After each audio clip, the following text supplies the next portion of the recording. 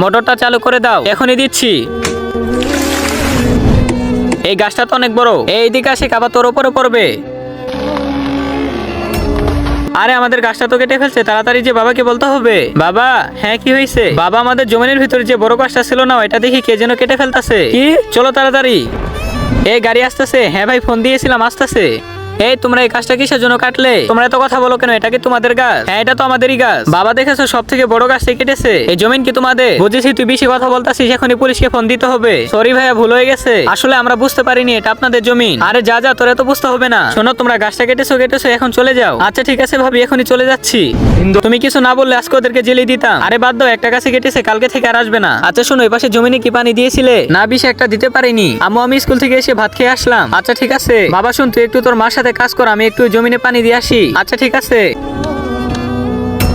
আম্মু দেখো, পাখিটা উঠতে উঠতে মাটিতে পড়ে গেল। বাবা শুনে, এই পাখিটা গাছে বাসা দিয়েছিল, গাছটা কাটার পর পাখিটা নিচে পড়ে যায়। তার আগে তোমরা যদি আমার মতো মাকে ভালোবেসে থাকো, তাহলে ভিডিওতে লাইক করে চ্যানেলটি সাবস্ক্রাইব করে দাও, আর লিখতে বলে কমেন্ট আই লাভ ইউ মা লিখে যাও। আর বাবা শুন, যতই গাছ কাটবে ততই অক্সিজেনের অভাব পড়বে। তাহলে আম্মু, গাছ কাটা তো অনেক ক্ষতিকর। হ্যাঁ বাবা, অনেক ক্ষতিকর, অক্সিজেনের ঘাটতি পড়ে যায়।